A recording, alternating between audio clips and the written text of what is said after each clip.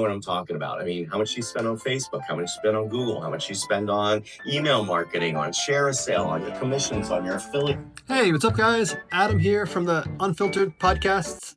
Unfiltered, Unframed podcast. What did I say?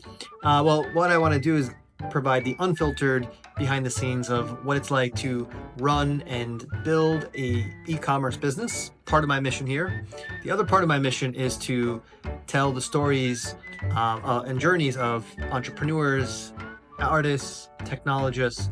And in this conversation, Mike and I try to be as transparent as possible, sharing real experiences and insights of building a direct-to-consumer business.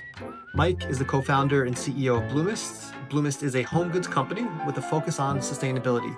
Mike talks about some of the products that they produce and import from all over the world, and as well as we talk about influencer marketing, we talk about advertising, we talk about planning and forecasting, and just have a chance to share some of our experiences and insights. I hope you find this conversation to be helpful, and thank you so much for tuning into this episode.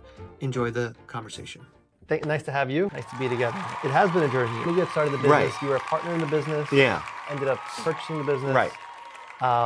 You were based in Hong Kong. You were in Asia. Right. So how did Bloomist come to be? How did it come together? Right. Yeah. It's great to be here. And in some ways, the genesis is just around this neighborhood. I mean, just around the corner where I was working at a company called Li & Fung, which is, I mean, they have a relationship with 15,000 factories in 40 countries. And just to kind of be in that ecosystem, I mean, the person next to me was working on Amazon, actually, working on Button Down. I mean, they had been doing all of the private label for Amazon and helping that part launch, which of course Amazon has since scaled back quite a bit on, and has kind of allowed brands now to get back into flourishing.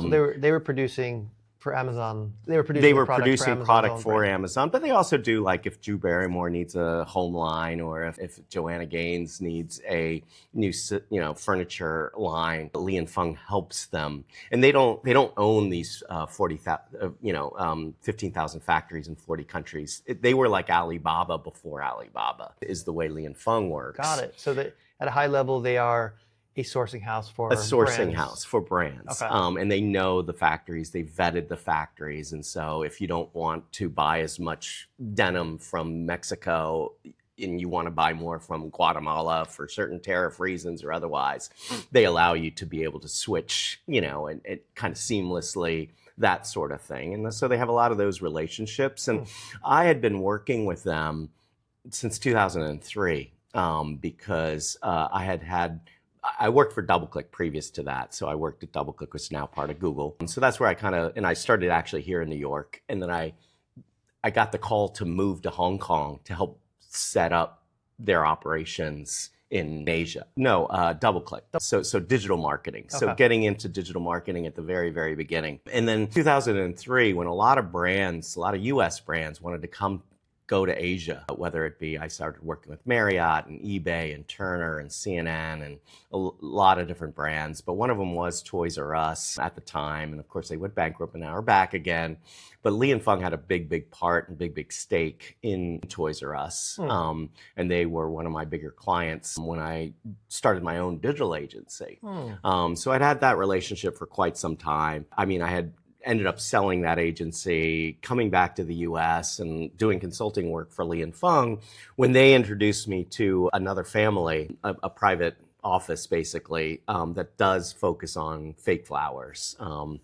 Fairly large company, 8 factories, 8,000 employees in China, and have been doing it for quite some time. I mean, they had masters there that had been doing flower work for like 40 years. And they could take like an Instagram photo and reproduce it with a great deal of accuracy.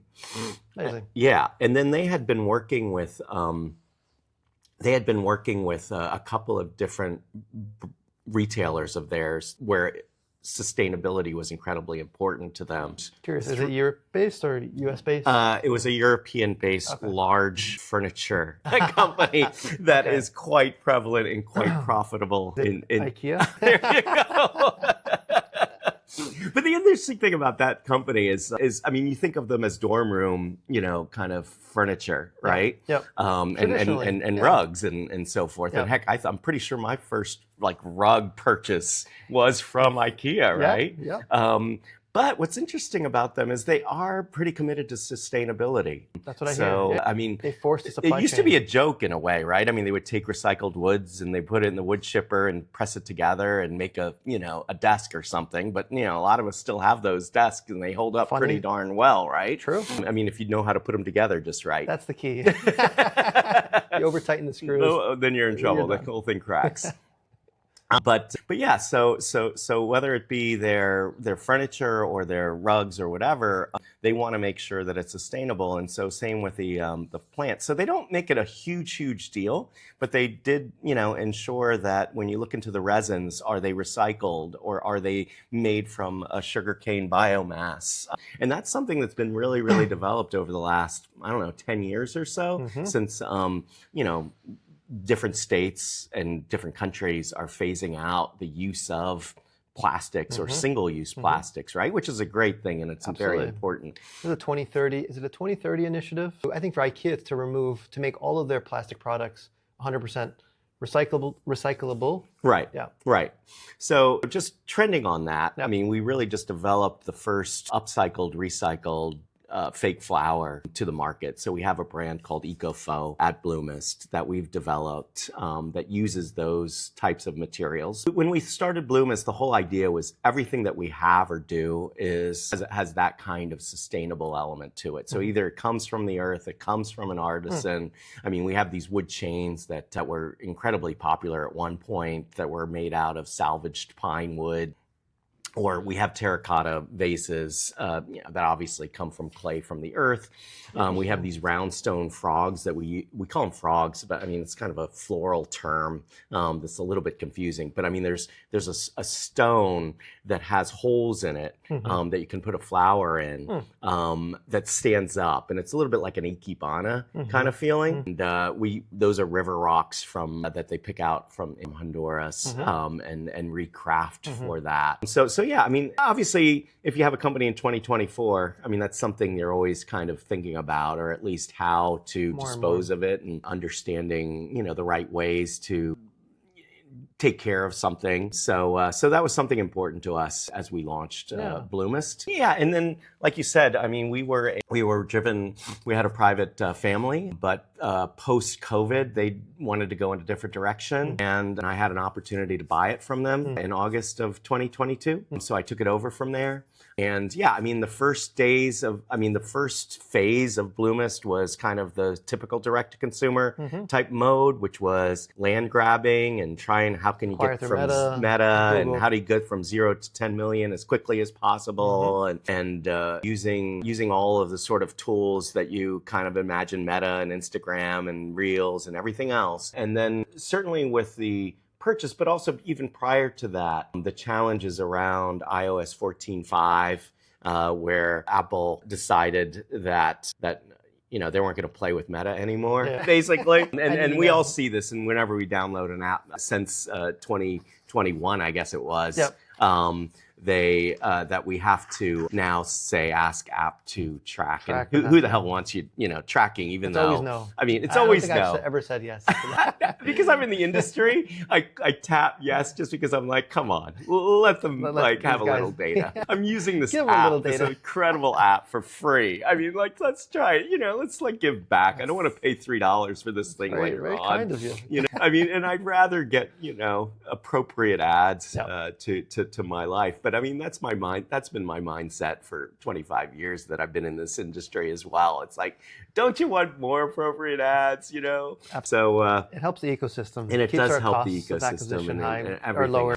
And I do notice a lot of apps when you download them, they actually kind of try to explain that to people, whether it works or not. I'm not sure.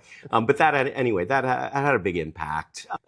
Just coming out of, I mean, we're in home business, and I'm sure you've been in this business for a while, and you were in it through COVID, right? I mean, it was a strong business. It was a strong business through COVID, and obviously slowed down quite a bit after that. So between the iOS 14.5 and then the decline post-pandemic. People back to vacations. People back to Taylor Swift concerts, et cetera. Yep.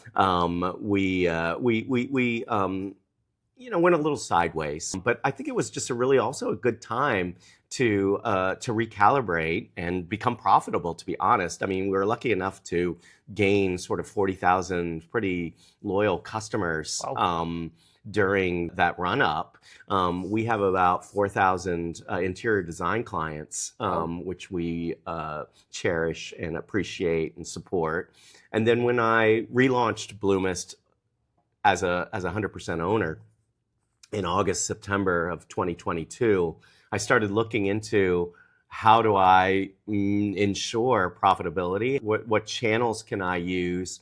And I started using Faire, F-A-I-R-E, which is a marketplace, right? Yeah. Wholesale marketplace. Sure. And so today, I mean, we have like nearly 400 individual retailers. I mean, probably like 10 right here in Manhattan. Okay. Some in Williamsburg, so all over the city. But I mean, like we have them all over U.S. and Canada, so all across the country, to be honest. Cool. Where we sell Bloomist items. So we have about 200 proprietary items that we sell, mainly like the EcoFaux or the vases that we've created on our own, or these flower frogs that high-end florists love, that Cubana style, or we make things in India as well. Cool. Yeah, so I think that was the key thing. Yeah, let's talk about Faire. That's an interesting marketplace. Right. How's that been in sort of an acquisition channel? How are you? We're also using Faire. It's been about like a year, and it's continuing to grow month over month. Right. They gave us the ability to advertise, I think, about maybe a year ago, or just a little shy of that. Right. How's the acquisition been? So you're meeting new customers through the platform. Right. How are you using that to sort of build a relationship and grow? What's that been like? Yeah. I'm a pretty big advocate of it. I try and follow the Faire groups on Facebook, and I talk to people internally at Faire, trying to understand where the platform is going and what's happening on it. I find it to be a little bit up and down. And I think some of it just has to do with their algorithms in some ways, and what's hot and what's not and what's happening. Having said that, I mean, we have found some really, really loyal customers that are continuously repeat buyers, 3, 4, 5, 6 time repeat replenishment purchasers through Faire. Yeah, and then the nice thing is the buyer gets like sort of 60-day credit, and you get your money right away if you choose to. I mean, you might have to pay 3% if you want the money right away, and you only have to pay 1% if you don't want it. Well, you want it in 60 days. I think most of us in this industry is like, give me the damn money. But I do say we use the funds, the marketing, the retail media. Who doesn't do retail media on a marketplace these days? And so we do spend the retail media dollars. I think that helps.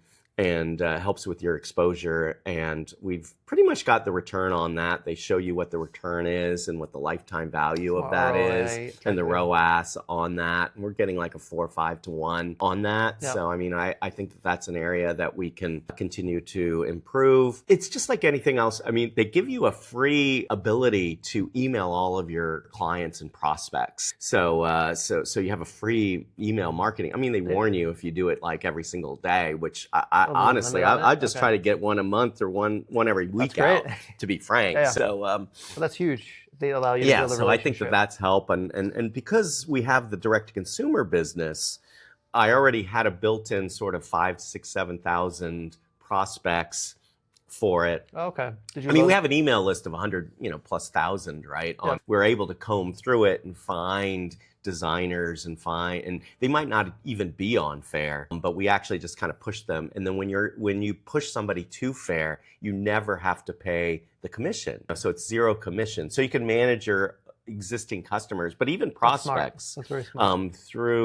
through Faire. So that's also, I suppose, why I like it. And yeah, I guess the other option for people, and I don't dissuade people from it for sure, is on Shopify. They've done a lot of work in it as well to kind of create a wholesale environment. Either through if an app, you want to go or if you're that Shopify direction. Pro. Right. Yeah. Right. Are you? Have you done Plus? that? We've installed. Yeah, we're Shopify Plus, and we've set up the B2B. We tried it when they first launched it, 2019. Tried it, then we kind of pulled out of it, and then we restarted it this year. The platform's better.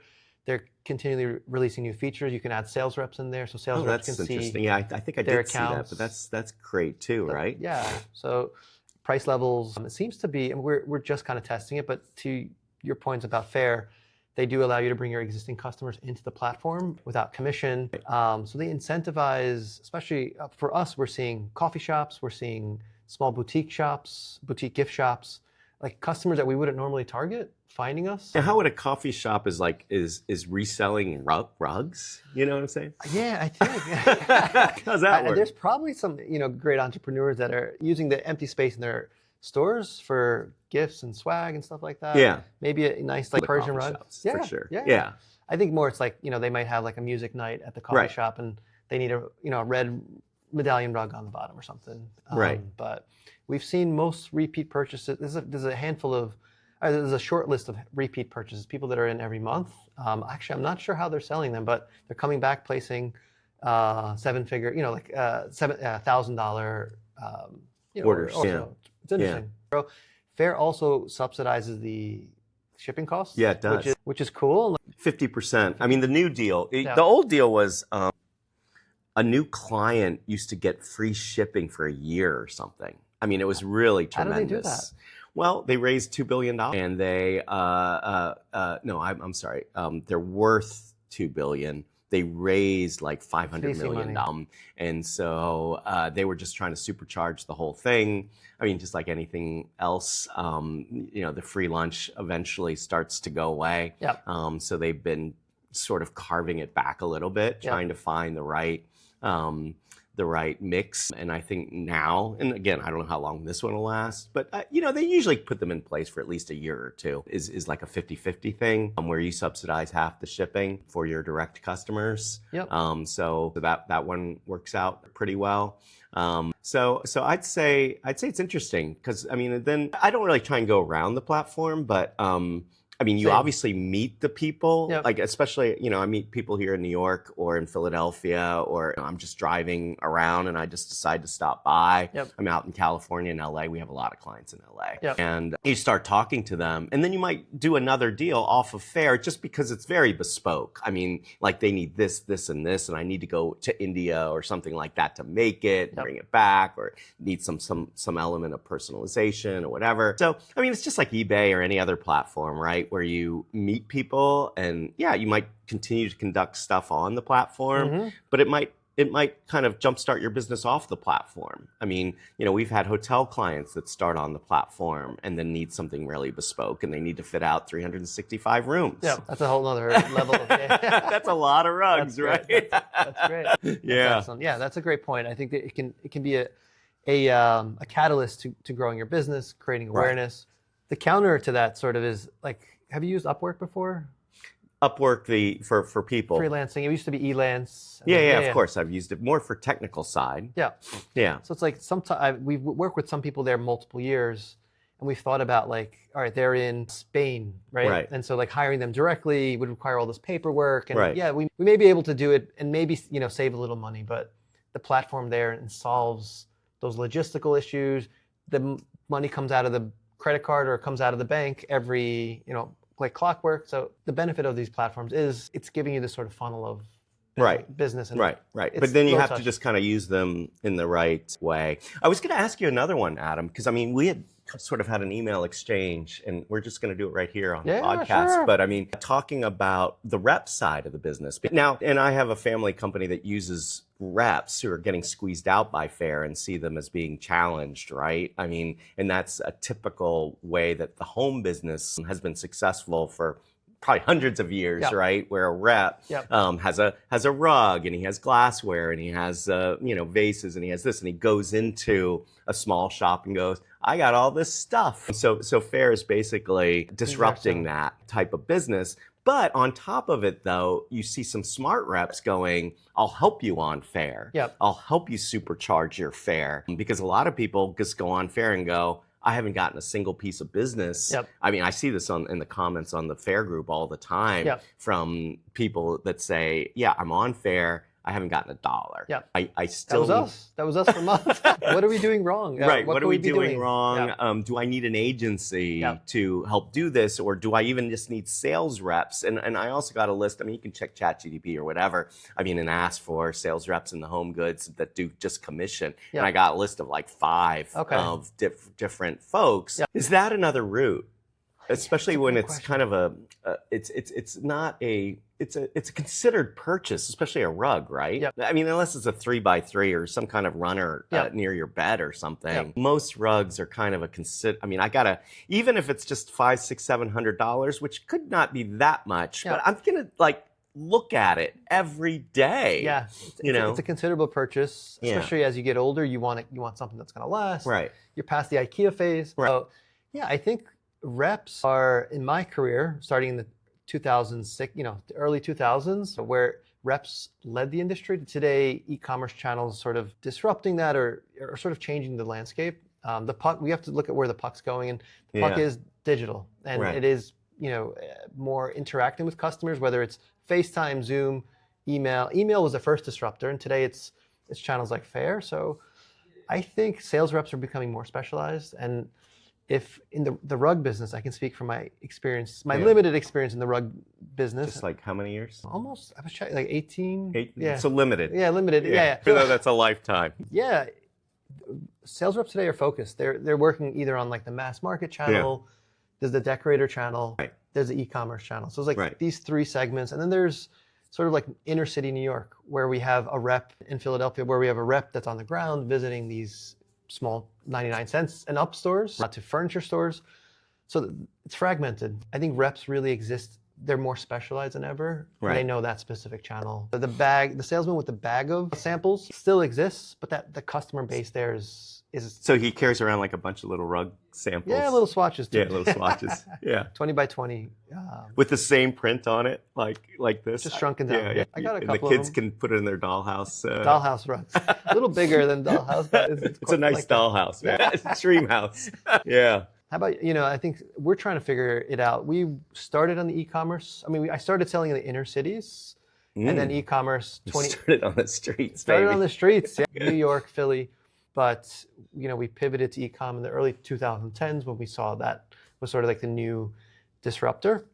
But yeah, I think today we're 85% of our business is e-com. Yeah. And we're 15% wholesale. That's amazing. Fair's part of that wholesale, and it's direct sales. When you say e-com, Yeah. what is the sort of rough breakout between the marketplaces and direct? Yeah, 50% of searches go into Amazon. So give or take. So does it's a big purchasing follow that roughly? It's Amazon. Walmart's a fast grower. I think Walmart, I was there a few weeks ago. They had an open call for domestic manufacturers. They're saying their marketplace is growing 30% quarter over quarter, and their rug category is tracking to that, if not exceeding that. So Walmart's a big contender. Home Depot in the home improvement space is a leader. So it's really the key marketplace is Walmart. I would say Wayfair's up there, and then the other home channel, like the home improvement channels. Right. Kind of can make up all of e-com. And then there's our direct-to-consumer channel, shop.wellwoven.com, which over the last couple of years, we've pivoted to be more of like a brand store. Right. To protect our wholesale customers. Right. And also to, just to kind of have a more premium, elevated experience. During the pandemic, it was always on sale. We've kind of moved from that sort of brand direction to more elevated, and we got work to do, but still working on that. Yeah. How do you, with the cost of acquisition increasing so much, what areas are you looking into to kind of, I was going to ask you that question. That's a great question. The rug business is fragmented. It's all those channels I just mentioned, the marketplaces, the small mom and pop that makes up our business, meaning like the inner city mom and pop, which could be a carpet store, a furniture store, a 99-cent store, and $1 and up we call them now, because nothing's $1 or there's less dollar items. So acquisition on the digital side, it's a little bit of Google, very little bit of Meta for just awareness, to bring awareness to our brand, and then driving back to our Shopify or to a marketplace, which could be, we have Amazon, Walmart, Wayfair, Home Depot, Lowe's. These are our core sort of customers that we try to create awareness that around specific collections. The other thing I learned, and I'm trying to get better at, is like standing for standing for, we're in a fashion business, and fashion, we have the Four Seasons. Rugs have become, a four-season business, and but trying to create awareness towards specific product groups so people can remember that name. So that's something we're trying to work on. So like the Asha collection or the Apollo collection, these are collections that we are investing a lot of time into developing and continuing working on new products, but creating sub-brands of the brands, kind of. Right. To distinguish yourselves from the others out there. Exactly. Right. How do you do that? I mean, because there are some larger players in the rug business aside from Well Woven, I'm guessing, right? Yep. And are they coming in from China? Are they coming in from Turkey? Are they coming in from all those places? Europe and Europe. Belgium still has weavers. Turkey, known for machine made. Asia, whether if it's handmade, handcraft, like India, handcraft, handmade, even machine made now. Right. China, machine made, printed, hand woven. I mean, traditionally China is also hand woven. So what's your advantage from a brand perspective? I mean, you make it right here in the US, right? Yeah. That's a big one, right? Yeah. What's our sauce? I mean, what's your sauce? Our secret sauce. Yeah. It's knowing what the customer wants, being quick to using data to act on product development, being quicker than our peers in terms of introduction of product development, and just focusing on where we want to create awareness, and just being quick. So I think speed to market, knowing fashion, and rugs it's all, you have to be good at fashion, you have to be good at logistics, but you also have to be good at sourcing and knowing the supply chains. And rugs, even though the world has gotten smaller, you can look up in databases who produces what.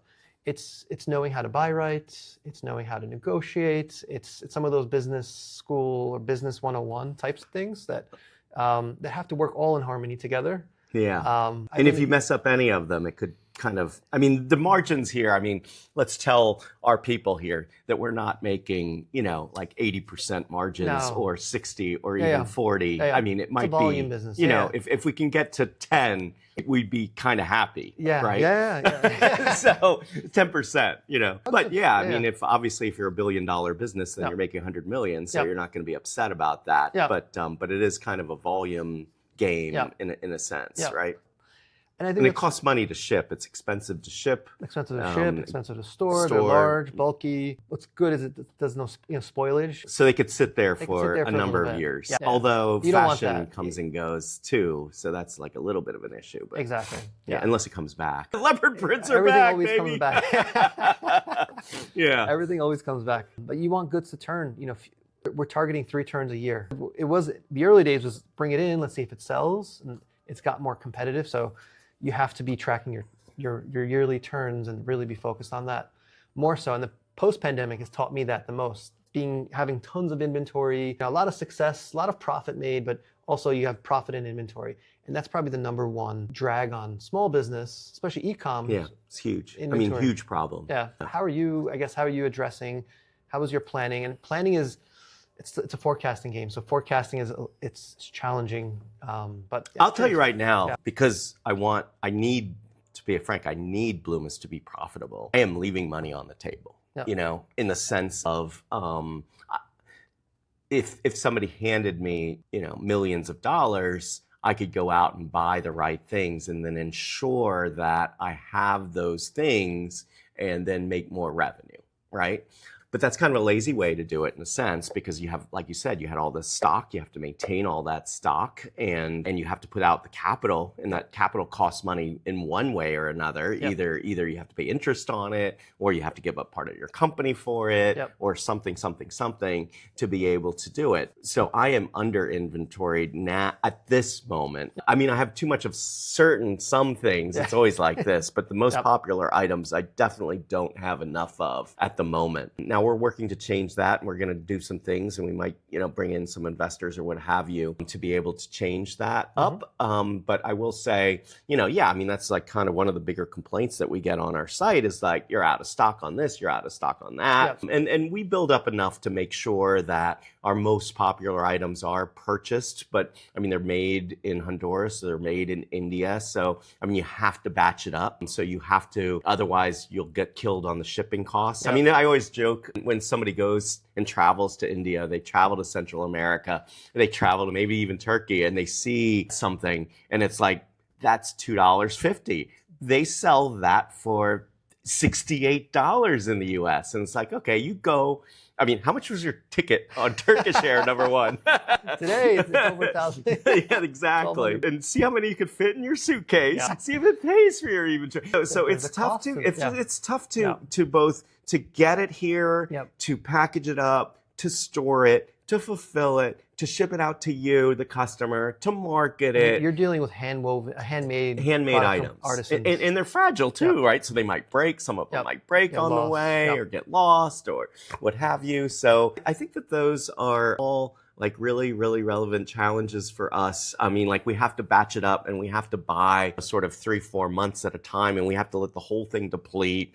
And we can't buy enough where, I mean, you know, we just sold a bunch to the Four Seasons downtown here, and they just bought up a bunch of our black marble chains. Like I didn't know that order was coming in, but you know, they just like bought, and we're not big enough where we go, okay, that was just a little chunk. No, that was like 80% of the inventory on that one item, you know, and it's suddenly gone. So I think that those things are challenging. What's nice is there's some products out there that are coming to market that are helping you with your inventory planning with AI and everything else. That stuff is getting way stronger. So I would say to anybody starting up their business, there's two areas that I think are critical. One is getting a good inventory planning tool. And I use this one I've been using this one called Genie. I've been helping them out develop it. So it's called Get Genie, you know, just like Alibaba and all that, like the lamp. So get, you know, and I'm sure you'd really appreciate the shout out, but that's one of them. Seventh Online is a good friend of mine as well. I should shout him out too for larger companies,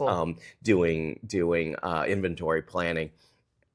And then on the marketing planning side, and to be honest, still, it's amazing. I have been in this marketing planning space for like 20 plus years. I hate to admit it, right? Marketing planning, like marketing rollout? No, just in sense of optimizing your marketing mix, right? You know what I'm talking about. I mean, how much you spend on Facebook, how much you spend on Google, how much you spend on email marketing, on share a sale, on your commissions, on your affiliates, on and getting that right mix in place, using the right tools, having the right creative, giving the right ad to the right person at the right time, using the right terms, using the right copy. I would say it's shocking how many people, it's absolutely shocking how many people still use Excel and Google Sheets to put it all together. You know, I mean, with all of the companies out there, I mean, and I know there's Triple Whale out there, and I know there's like 5-10 other companies like North Beam and others that are trying to help you with that. I have not seen a single one that really, really works. I mean, well, first of all, I mean, they don't know your margins either. They don't know your gross margin. They don't know your inventory. You can kind of feed that stuff to them, but then they'll tend to just like divert to like the one that's selling the most quantity or something like that. You know, and it's like, now I'm sold out of this like cheap thing that I only make a little margin on, that's a drop ship thing, not this other stuff. So I think that those two areas are, you know, the inventory planning, the marketing planning are really, really challenging questions. I mean, you made a good point. Like most people are still in Google Sheets or in Excel. I think these tools, fundamentally, they probably hire, you know, there's a model that they create that helps, I guess, models they use to do the math. Right. So they probably work with some data scientists. They build a model, and they create a connector as a database and pull in APIs, stuff like that. You could probably do that stuff in Excel as well, right? If you have the model, or if you have, you know, how many weeks of turn, what's your average weekly sales, that kind of stuff. I'm going to definitely check out Genie. But the fundamental of these things are, you know, relatively.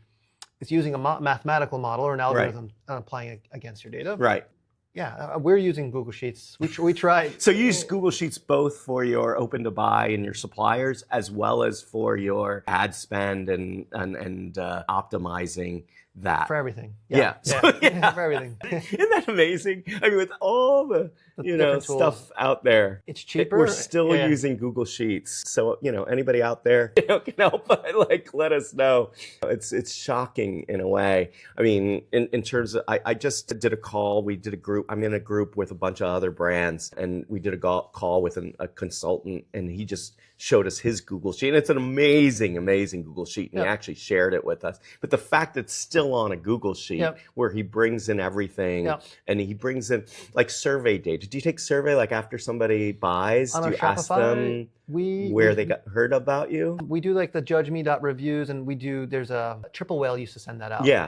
I use the Triple Whale free one. Yep. And I think it's fascinating because if you look at your Google Analytics, it'll show that, Facebook and Instagram have absolutely no impact or like minimal impact and very few conversions. When you ask people on the Triple Whale, I'm not saying everybody, but it's like 20-30% heard about you through Facebook or Instagram. And it's a little bit like, okay, I mean, it's certainly more of a branding tool, but I mean, unless you don't want any new customers ever, I mean, you do have to use those tools. But then how much money do you spend on those tools to, it's very, very difficult to assess. And the Triple Whale or any post survey, can kind of help you a little bit, but also can kind of confuse you. And then this guy was just, it was just pretty much what I was doing, which is just pulling in all of this data and then trying to assign some level of weight to that. You look at Google Analytics too? Yeah, and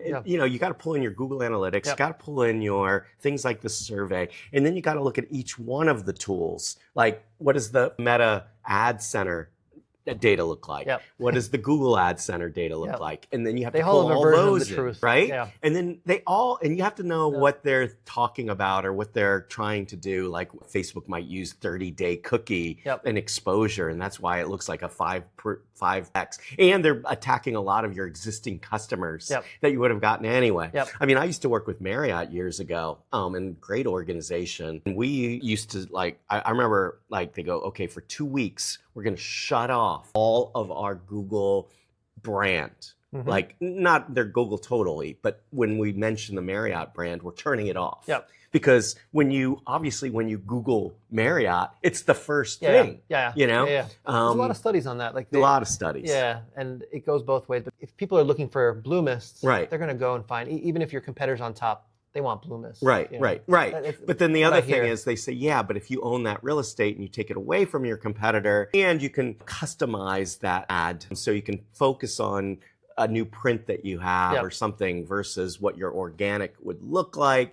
So there's a lot of pluses and minuses. I still have it and I tend to keep it because it's also pretty cheap to keep. Relatively cheap. But at the same time, that's all stuff we need to study, don't we? I mean, we have to study that. We have to study, and it's always evolving. I mean, Meta has gone with their optimized. I mean, in the old days, I remember in the old days, in Google, you had to guess what keywords. You had to build keyword lists. Okay, what hotel, whatever. And now it's all chosen for you using an algorithm. Media buying, and the old sort of technical media buying is sort of gone more automatic. From what I'm understanding. Meta, we were just talking about, and I'm still learning about Meta, but it's gotten more automated. You're really just testing creative. You're uploading creative. I'm sure, and no offense to any media buyer, but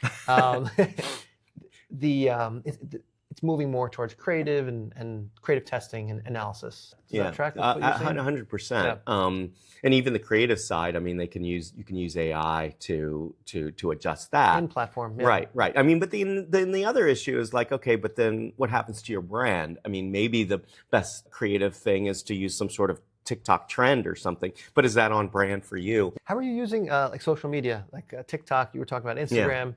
Where are you currently at with that, and what are you thinking about into next year? Yeah, I mean, and that's a great question. I think we could do more around that. I think that it's just incredibly, time consuming because as an owner, you really want to get involved in that, right? I mean, I've seen you out there, and I really appreciate the work that you've done. Thank you, man. It's really inspiring in some ways. Thank you, man. I mean, you always, and I've seen tons of videos on this, and every person that puts out a training video says, you're just going to have to cringe. I show my kids some of the stuff and they're like, is that cringy? Oh yeah, it's cringe. I can totally see you doing it, by the way. Oh, I have done. You're natural. YouTube, you have some content out there. Yeah. You're a natural. Oh, I appreciate that. But I mean, and I guess it's a little bit easier like with AI. I mean, this ChatGPT is a kind of an amazing tool where you could just say, okay, I'm doing a TikTok video, give me the right script for this product, and they'll give you the kind of the hook and structure's you there know the with the hook. structure Yep. and that sort of stuff. So it's definitely easier. I think equipment has gotten, you know, cheaper and better as time has gone on here. People don't expect, you know, like an amazing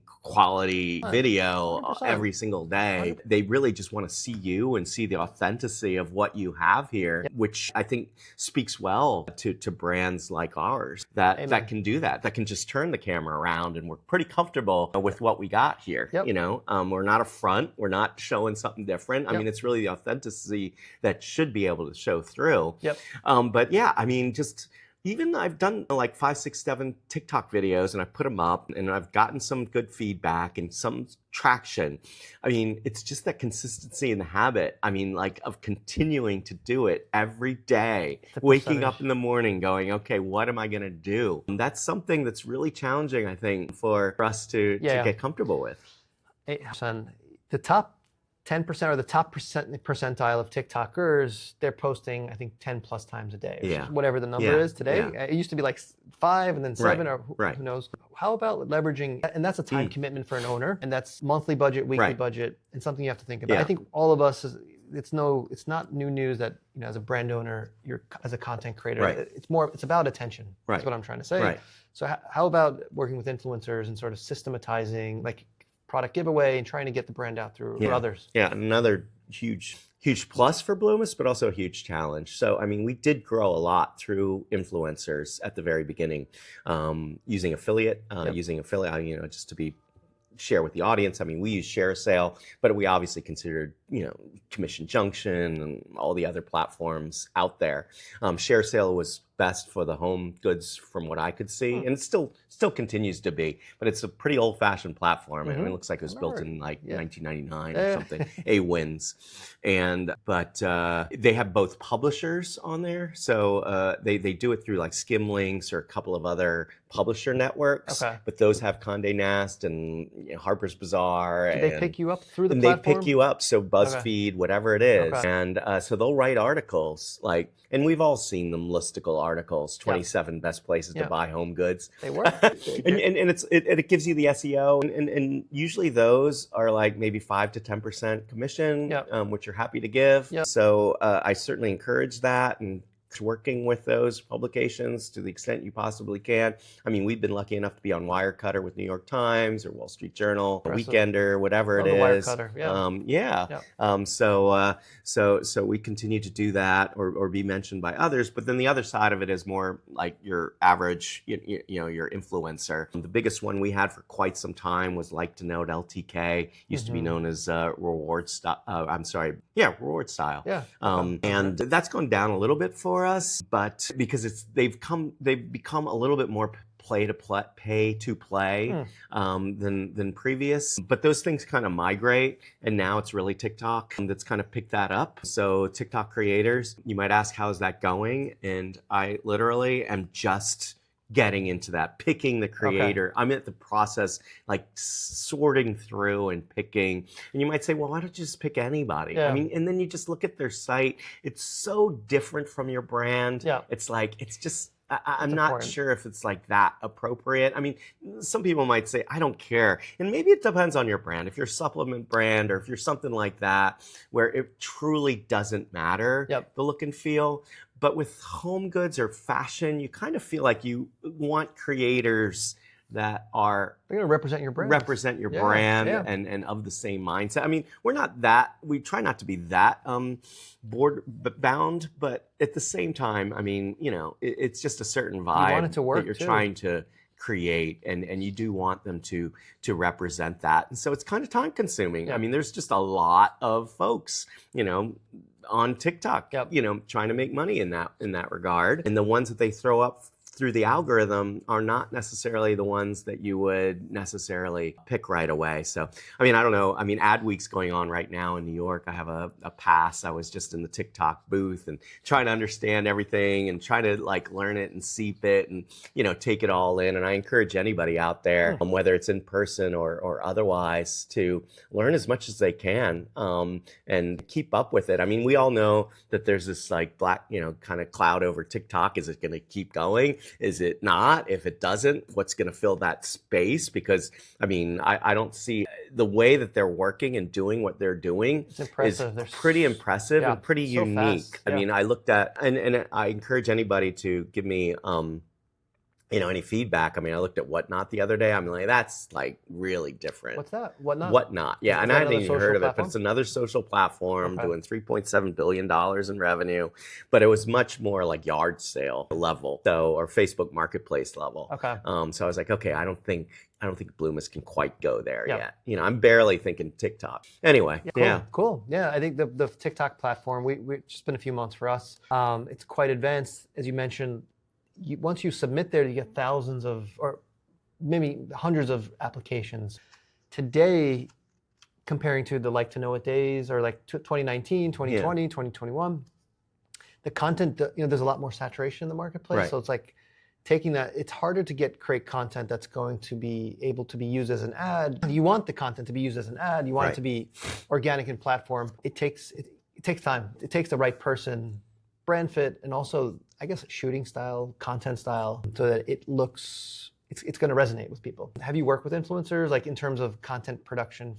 Yeah. I mean, we did that quite a bit in previous times. And, I would say, I mean, the beauty of doing that type of thing is that you have that content and you can keep it forever and you can reuse it and reuse it and reuse it. Yeah. I would say that generally it doesn't pay for itself the first time, and the best content creators have gotten far more expensive. Yep. So, I mean, a brand like ours, I mean, we're not going to spend $50,000 or $100,000 on that type of thing, but we may have in the past maybe spent $5,000. Yeah. And you get a couple of posts and you get some amazing content. You wouldn't, I haven't seen where, I mean, there's been a couple that I've made like $20,000, $30,000 off of that. It's kind of rare. Usually they have like a really good, either good aesthetic and they make really good things, or they can sell. I've not, and like I've definitely spent $5,000 and gotten maybe $3,000 in sales, but go, okay, well, it's really good content, and I'll definitely, and I have used it over and over and over again for that particular product, et cetera, et cetera. But it's tough. I mean, it's not, there's, Adam, I'm sure you kind of agree. I mean, and I think it's really come out through this podcast in a sense. There might be a silver bullet, and occasionally there's like little things that go, wow, and it spikes. Like I've added fair, for instance, or something. Oh, okay. But that, even adding fair, I mean, there were like 50 steps to get it to where even it is, which is like maybe 10, 20% of my revenue at this point, So there's like literally no silver bullet. I mean, there's just a lot of small wins every day. How can I do these little, I mean, I've seen that over and over again. I mean, whether you're running a marathon or training for something or whatever you might do in life. I mean, like it starts with the first step. You got to run a mile first. Now let's run 2. I know it's 26. Okay. But let's go out and walk around the block first. And then and it's consistency. You got to walk around the block tomorrow too. And then next Sometimes you take a couple steps back. Right. You got to take a few days off. You got to take a rest day, but not too many rest days. Don't take 8 rest days. I mean, just like 1 rest day, and then try and jog around the block, the next day. And you got to continue this consistency. And it's something I have to tell myself that every day too. What advice do you give to entrepreneurs building their business in 2025 or 2024, 2025? Around focus, around where to focus today in building a brand? I talk to a lot of entrepreneurs I like to mentor, and a lot of them have some fantastic ideas. And I often tell them, it's such a good idea. I mean, I'm like, somebody's going to do this, dude. Might as well be you. You know what I mean?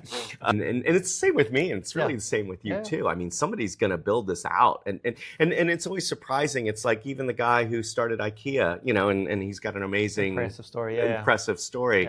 Did you post that thing the other day? Oh yeah. You did, didn't you? I mean, you guys should, if you haven't checked it out, check out his. Is it on LinkedIn? Yeah, it's on LinkedIn. Yeah, I mean, like this PDF of IKEA's, the Founder, founders, yeah, Ingar's manifesto, I guess you could call it. Yeah. I mean, it's still valid today, and he wrote it, like 50 years ago or Yeah. something like that. Yeah.